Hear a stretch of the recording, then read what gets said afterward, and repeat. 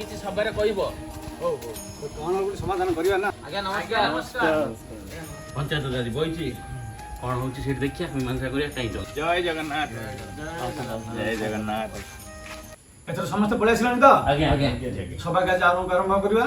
କାଲି କାଳିଆ ଆଉ ବିଜେନ୍ଦ୍ରର ଘର ଯେତେ ନେଇକି ଗଣ୍ଡଗୋଳ କିଛି ହେଇଛି, ତାର ଆଜି ଆମେ ସମାଧାନ ବସିକି କରିବା। ଆଚ୍ଛା ଠିକ୍ ଅଛି କାଳିଆ, ତମର କ'ଣ ଅଭିଯୋଗ ଅଛି ତମେ କୁହ।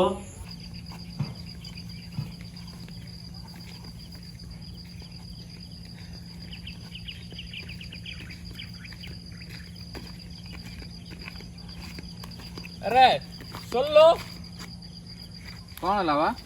ତମେ କଣ ରେ ସେ ଚଟେଇ ଚଟେଇ ହେଉଛ? ଗତ ଥର ସେ ଚଟେଇ ପାଇଁ ତମର ଯାହା ନଷ୍ଟ ହେଇଥିଲା ଫସଲ କହିଯାଉନି, ଆଉ ଥରେ ଏ ବର୍ଷ ହେଲେ ନଷ୍ଟ କରିବ ନା କଣ ରେ? ନାଇଁ ଆମର ପାଇଁ କିଛି ହଉନି ବା ତମର। ତମ ପାଇଁ ହଉନି, ସେ ଚଟେଇ ପାଇଁ ତ ସବୁ ନାଟ ମରା ଯେ ଫସଲ ଆଜି ଏମିତି। ତମେ ଗାଁ କ ପଞ୍ଚାୟତ କ ସହର ପଳଉଛ, ସେ କାଠ ବକ୍ସ କରିଦଉଛ, ପାଳ ଆଣୁଛ, ହଲ୍ କରିଦଉଛ, ତାଇନେ ଲଗେଇ ଦଉଛ।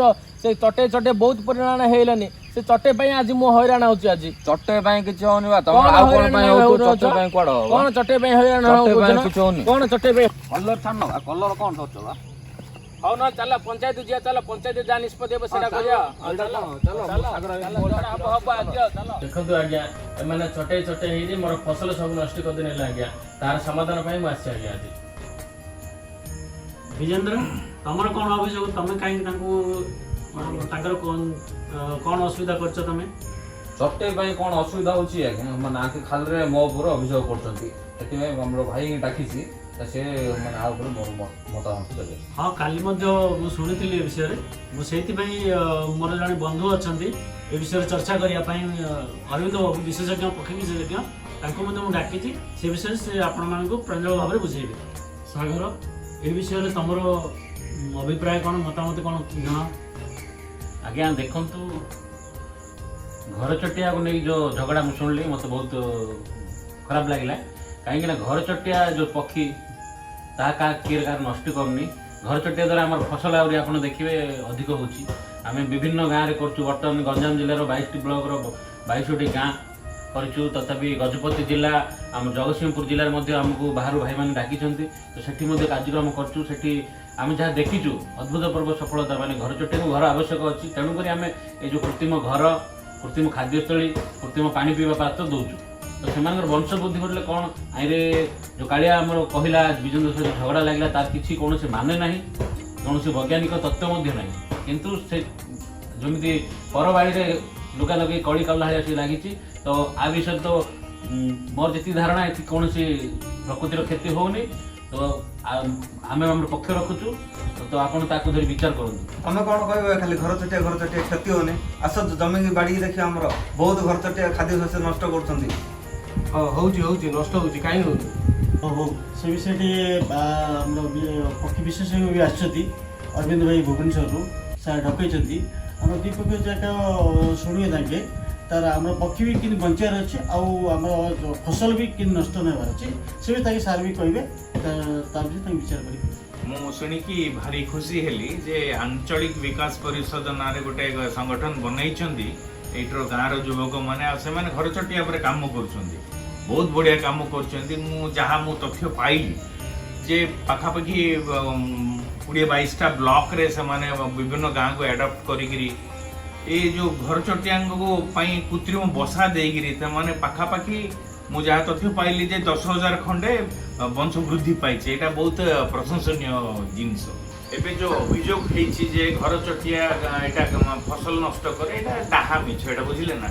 ଆର କିଛି ଭିତ୍ତି ନାହିଁ, କାରଣ ଘର ଚଟିଆ ହେଉଛି କୃଷକର ସବୁଠୁ ବଡ଼ ମିତ୍ର, ତାଠୁ ବଡ଼ ମିତ୍ର କିଏ ନାହିଁ। କାରଣ କ'ଣ, ସେ ଫସଲର ଯାହା ଯାହା ପୋକ ଲାଗେ ସେ ଖାଇଦିଏ, ଆଉ ତାକୁ ଯେଉଁ ଚାଷ ନଷ୍ଟକୁ ସେ ବଞ୍ଚେଇ ଦିଏ ଆମକୁ।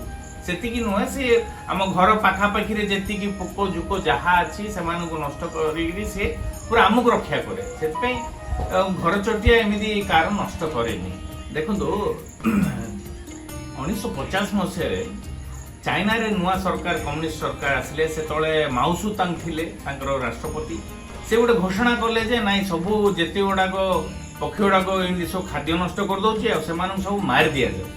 ସେତେବେଳେ ସେ ସମସ୍ତେ କ'ଣ କଲେ, ପୁରା ସରକାରୀ ଆଦେଶ ନେଇକିରି ସବୁ ମାରିବାର ଆରମ୍ଭ କଲେ। तो पूरा चाइना रे पक्षी विहीन हो गले जेतिकी घर चटिया सब नष्ट कले तापर कौन आसला बहुत बड़ दुर्भिक्ष कारण कौन से पंगपाळंगर संख्या वृद्धि है पोकजोकर संख्या वृद्धि है संपूर्ण फसल नष्ट होगा तापर कौन है पाखापाखि 5 कोटी लोक अनाहार मृत्यु होती सेटा चाइनार रेकर्डेड तथ्य से घर चटिया केबे भी कार नष्टि करे से उल्टा मानव समाज पे से आमको हेल्पफुल अच्छी से आम घर चटिया आम हानि करुचे सेटा नहीं फर्दर आम घर चटियार वंश केमती वृद्धि हो ताप आम कम करिया पड़ो देखो तो बहुत खुशी विषय जे ए ग्राम रे करथिया कार्यक्रम को अमेरिकार डाकरा आसतिला सागर आंचलिक विकास परिषद रो सभापति सागर भाई को आसतिला सी अमेरिकार जागिरी गोटे मास सेठी बितेइचंती खाली घर चटिया विषय से अमेरिकन को बुझाया एटा आम बहुत प्रशंसनीय विषय से बहुत भल काम करछन सेटा आमे बुझिया पड़ियो आज्ञा विजेंद्र बुझल एथर सार सब शुणिल घर चटिया आम कौन अनिष्ट करूना आम फसल नष्ट करूना कीट पतंग खाऊँ आम फसल से रक्षा करुच्ची एणिकी आम गंडगोल करवानी घर चटियार जो वंश रक्षा करवा से दिगरे आम जत्नवान होगा घर छोटिया पक्षीटा केते खाइदब सी आम वंश वृद्धि सहायक होगा ए सरपंच बाबू जहाँ निष्पत्ति ने समस्त से मानवा ठीक अच्छे अरे कालिया एबे तो शुणिलु केते घर चटिया विषय केते उपकारिता आमर आम पाऊचे तेणु मु कहूँ तू आंचलिक विकास परिषद सहित जोड़ी है और तार उपकारिता विषय बुझे तो एमती खाली गंडगोल कले हेनी तोर केवल फसल तो सी खाऊनी मोर विशेषज्ञ बंधु बुझेले आदेश दूँ पंचायत तरफ जे तू तांको सहित मिसी मिलमिशी काम करे ठीक अच्छे आज्ञा बुझल ना पिले घर चटिया